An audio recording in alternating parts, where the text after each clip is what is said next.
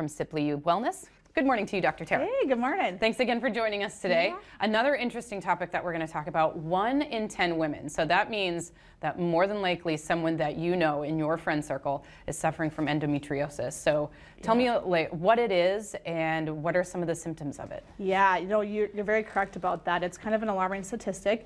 It's one in the medical field that's like advancing so rapidly. In the last 2 years, 5 years, there's more research coming out and treatment availabilities and things like that. And so what it is where there's growth outside of the uterus that resemble the inside. It's no longer thoughts of like backflow of blood or that it's actual lining. It's just resemblance and abnormal growth. And we know it now can occur anywhere in the body. It's a full body disease. Really? So it's your classic painful period symptoms, but it's so much more: chronic pain, stomach symptoms, GI symptoms, mental health. There's just a whole wide variety of symptoms we now know are paired to this disease. Wow. So when the pain can come from anywhere, I can imagine you go into your doctor and it's hard to diagnose that for on your side. Yes, it is not uncommon when women walk into our office that they've seen anywhere from 3 to 10 or more providers for their symptoms. And when we sit down and kind of pull it back, we can kind of see that the overall problem is stemming from these growths.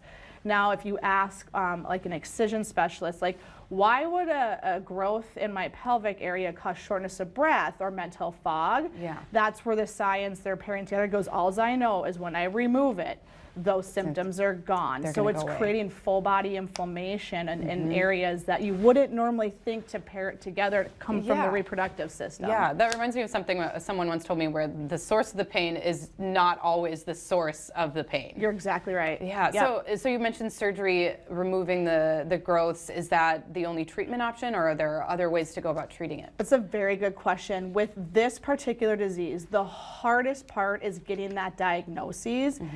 Because surgical is the main way. Now, can we as providers, I always say within 15 minutes of a conversation, I can tell you that they're gonna go in and do a procedure and there is endometriosis or even adenomyosis, which is where it's just specific to the uterus. Okay. But you have to have that surgical provider in there to make that. And that varies too on how many do they do in a week or in a month. How trained are they? Do they have advanced training? And it just varies in the country. There's not many excision specialists. There's providers who are OBGYNs and general surgeons that can go in and do that too. But typically we shift towards now, in the last 2 to 5 years, golden treatment and diagnosis is an excision specialist on the team. So it's a whole team approach to this disease of various levels. Yeah, which you're always in favor of anyway. Love my team approach. Love the team approach, team which approach is great. to healthcare. The more eyes on things, the better. Yes, you can catch more things that way. So what is a day in the life like for someone who has endometriosis? Is it, like you mentioned, chronic pain? Is it waking up and you have the mental fog and then, pain throughout the day, or does it kind of come and go with your cycle? Yes, so here we go on this one. It can vary from, there's a word called silent endometriosis, where the individual has no clue they even have it. They probably weren't the one that was missing school and having tummy issues as a little girl. They were not that person, and they have infertility. That's typically where we see that, is infertility is their only sign that they probably have this disease, unexplained infertility, all the way up and in between to the person that's missing work, school, debilitating, heavy, clotty, painful periods, the headaches, the brain fog, the mental health impact, and everything in between. So it's such a devastating disease because it just looks so different, and it gets missed by neurology and gastroenterology. They usually have IBS or migraines, and that migraines can be part of it too. There's many cases for that, but that is often tied to that as well. There's ADHD, anxiety, depression that goes along with it too. That stems a lot from not being believed, but there is the inflammatory part that can cause the mental health piece too in this. So it's just crazy because there's no perfect picture of how to spot this. There's not an XYZ, this is endometriosis. No. So when you're going in to see your provider or someone comes in to see you, is that something that you should always just ask about anyways? Like in the back, like as me as a patient, do I just kind of always have that in the back of my mind? Like, could this be it? Could this be an explanation? Yeah, I really think that in the medical field, I hope that providers are taking a look at this more, especially in the female who has come in time after time after time. Knee pain, hip pain, low back pain, chronic pain is a huge sign of that too.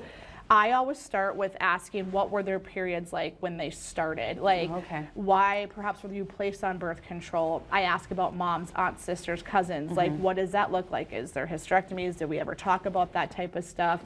Were you the little girl that was constipated and had tummy issues all the time? Those are some keys that we can kind of go back in time and spot it into. And then, of course, asking about their current cycle.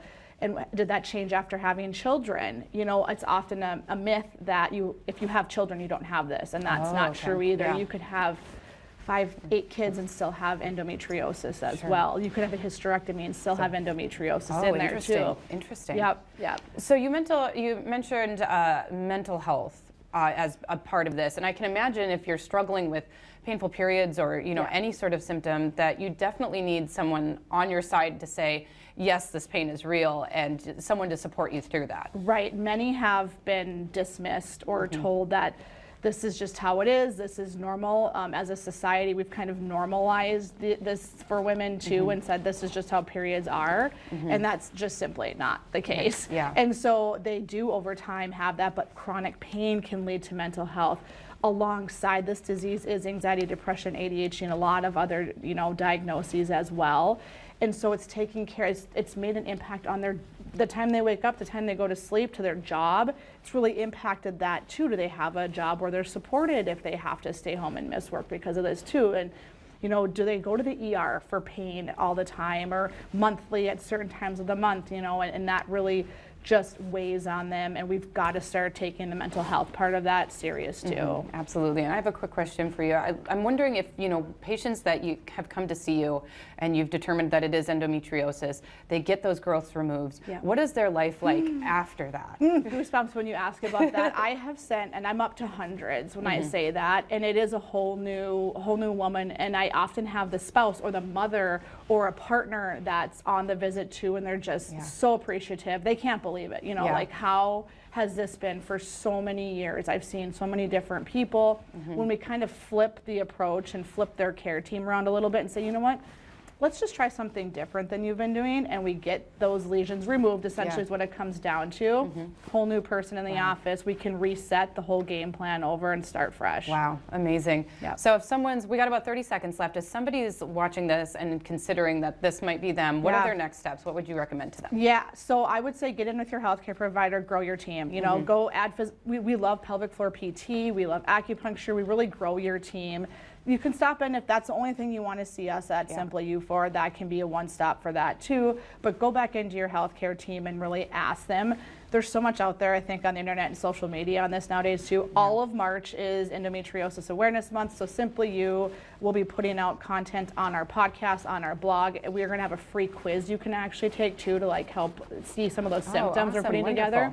We're going to have a movie viewing on Below the Belt. There was a movie put out last year. We're just going to really try to provide a lot of free content and education to help you determine as a patient if you think you have it too. Wonderful. Okay, thanks, Dr. Brandon. If people want to find you on social media, how do they do that? Yeah, simpleyouclinic.com. We're on Instagram, Facebook.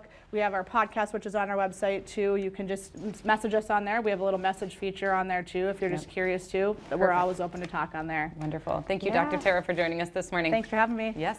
All right, stay tuned. We have more information on saving for college right after.